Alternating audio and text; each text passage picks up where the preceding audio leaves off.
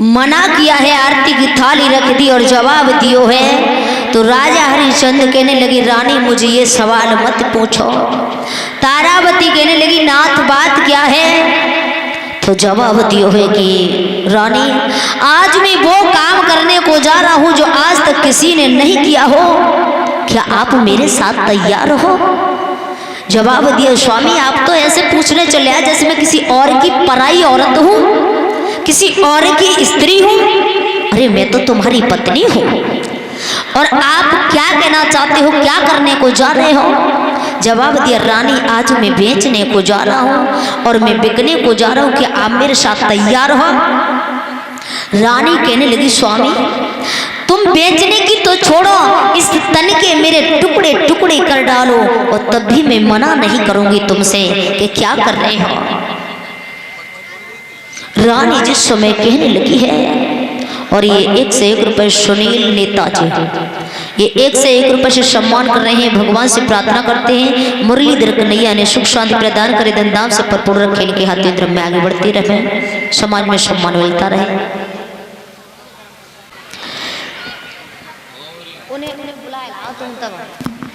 और जैसे ही कहा है तो संत जी के पास आए हैं। संत जी से कहा कि मैं तुम्हारे दोनों हाथ जोड़ रहा हूं, अगर आपका कर्ज हमारे ऊपर है 60 भर सोना, तो संत जी काशी बीच नगरिया में हमें तीनों प्राणी को ले जाकर के बेच दीजिए। तो जैसे तीनों प्राणी बिकने के लिए कहा है, संत जी ने कहा कि तैयार हो जाओ, फिर क्या ये राजसी वस्त्र उतारो, चलो हमारे साथ। तो आज राजसी वस्त्र उतरवा दिए हैं, समय की बलिहारी है। तीनों प्राणी आज बिकने को चल दिए हैं। जब तीनों प्राणी बिकने को चले हैं तो वहां पर अयोध्यावासी आ गए हैं। अयोध्यावासी हाथ जोड़कर कहने लगे नाथ कहाँ जा रहे हो आप, तुम्हारे बगैर हम कैसे रहेंगे? और बांदी आ गई है, कहने लगी बांदी कहाँ जा रही हो महारानी, मैं किनके सहारे रहूंगी? सबको धैर्य बंधाने लगे हैं। और आज भूमि को अयोध्यावासी को प्रणाम करने के बाद राजा हरिश्चंद्र चल दिए हैं तीनों प्राणी काशी नगरिया के लिए बिकने को। तीनों प्राणी आज बिकने को जब चले हैं, हुआ क्या है कि अब प्रणाम करे राजधानी, अब प्रणाम करे राजधानी, अब प्रणाम।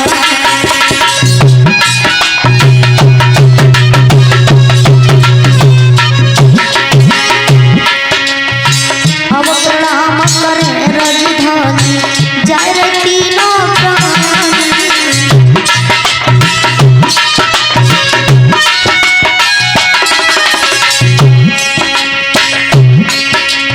अब प्रणाम करे, अब प्रणाम करे राजधानी, जाय रे तीनों प्राणी।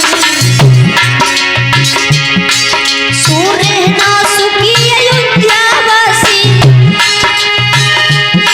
सूर्य ना सुखी अयोध्यावासी, और कह रहे राजा रानी, अब प्रणाम करे राजधानी, अब प्रणाम।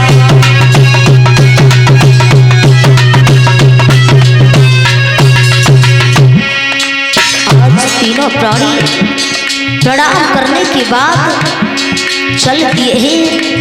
अयोध्या वासियों को समझा रहे हैं, कह रहे राजा हरिश्चंद्र मत रोवो तुम नर नारी,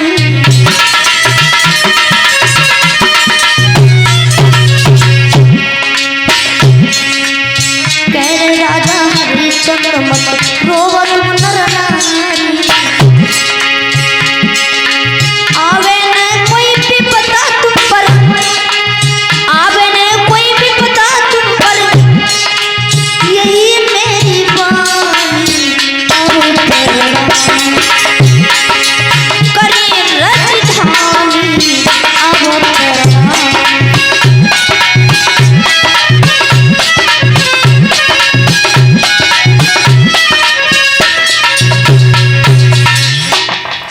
मेरे भैया, तीनों प्राणी जैसे ही बिकने को चले हैं। नाथ कहाँ जा रहे हो तुम? तो समझा दिया, और समझाने के बाद तीनों प्राणी काशी बीच नगरिया के लिए चल दिए हैं। जब काशी बीच नगरिया को चल दिए, सबके लिए राम राम करने के बाद के तीनों चले गए काशी धाम, और सबसे करके राम राम। तीनों चले गए काशी धाम, सबसे राम राम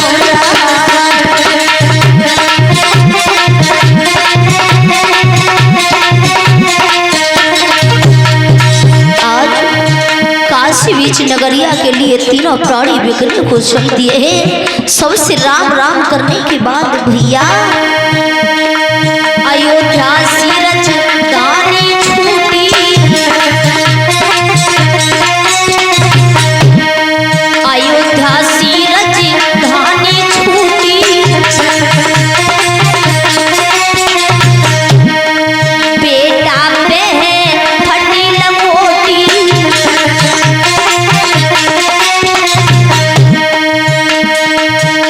कहना है एक संग छताम, सबसे राम राम राम चल गए।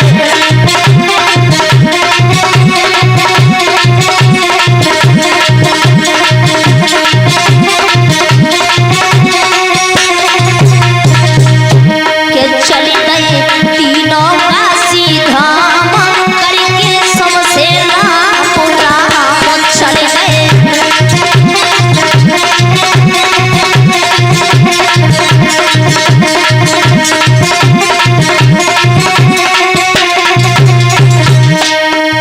तीनों प्राणी चल दिए हैं काशी बीच नगरिया के लिए।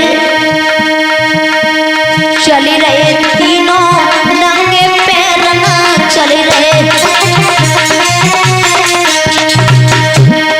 फिर दुखी नहीं राजा को मना, के दिल में लेकर प्रभु को नाम, सबसे करके राम राम लेकर।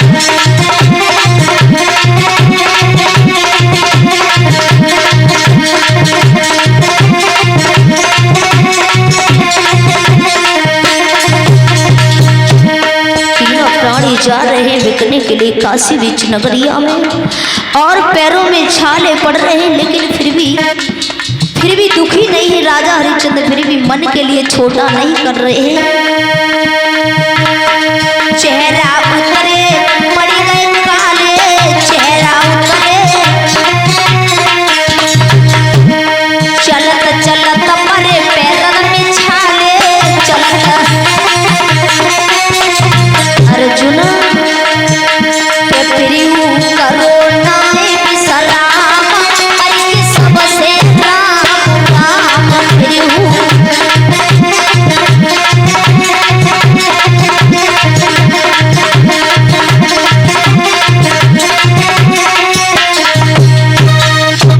आज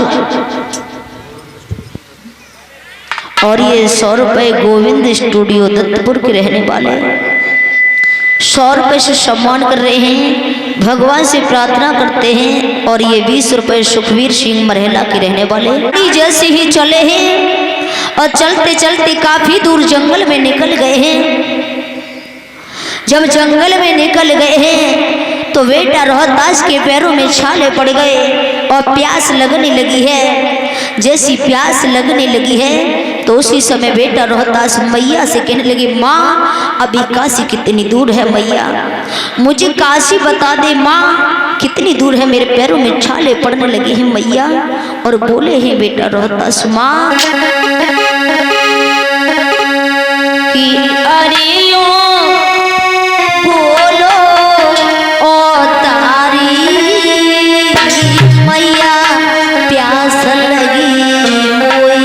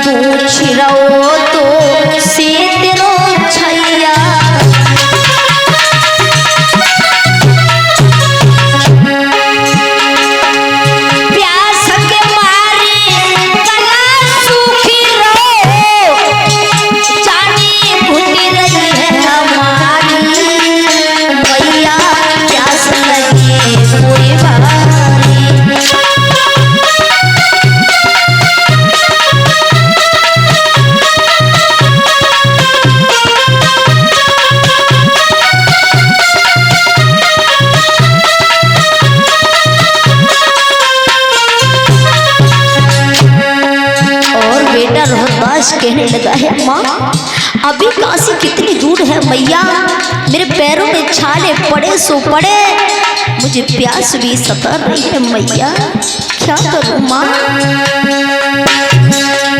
कमरे अकड़ गई पैया पे रानी,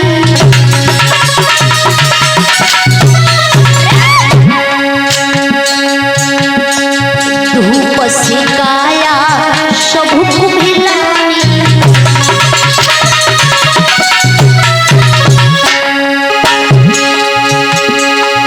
कहे उसायब चलो न जाबे, बेटा की उम्र बारी, मैया प्यास लगी मुझे।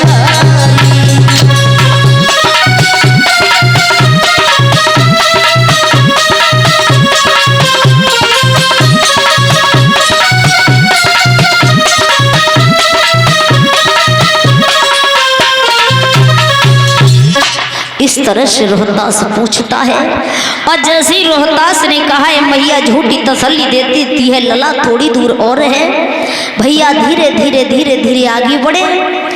उसी समय विश्वामित्र आए कमंडल लेकर के और जल के लिए कहा, लेकिन बेटा रोहतास ने जलपान नहीं किया। काशी बीच नगरिया में पहुंचे हैं, काशी को प्रणाम किया है।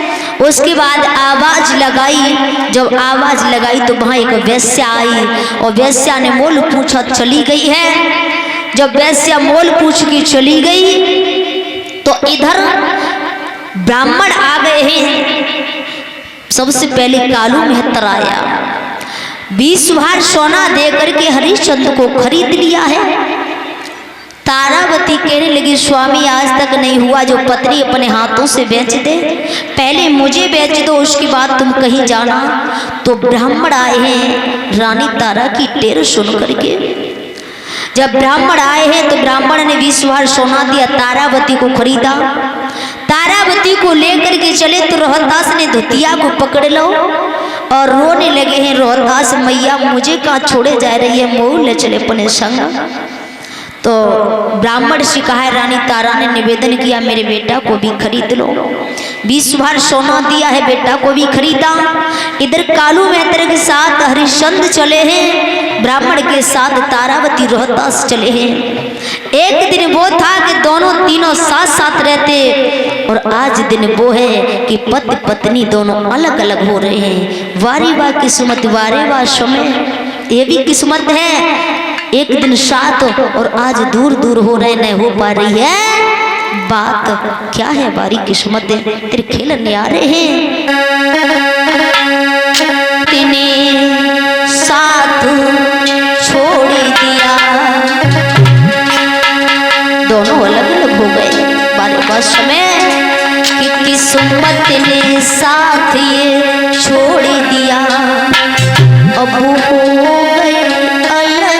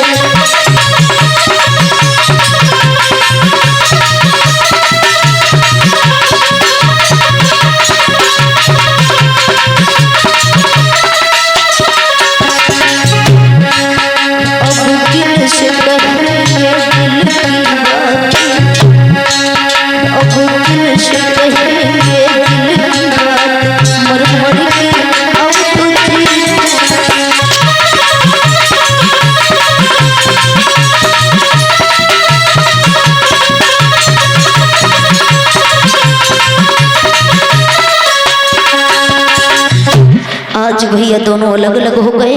कालू मेहतर के घर राजा हरिश्चंद्र पहुंचे हैं, ब्राह्मण के घर रानी तारा और रोहतास पहुंचे हैं। रोजाना जब भोजन बनाते हैं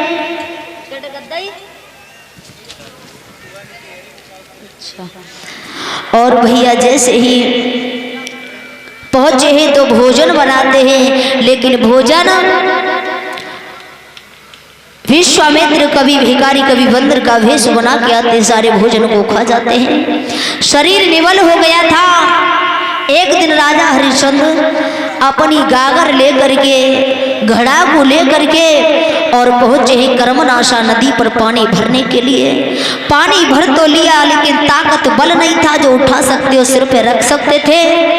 भैया उसी समय तारावती पहुंची। तारावती ने देखो कहा, स्वामी तुम्हारा शरीर इतना कमजोर कैसे हो गया?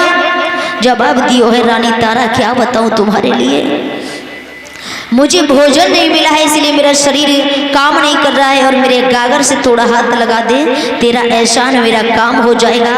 और तारावती से बोले राजा हरिश्चंद्र, हरी रानी तारा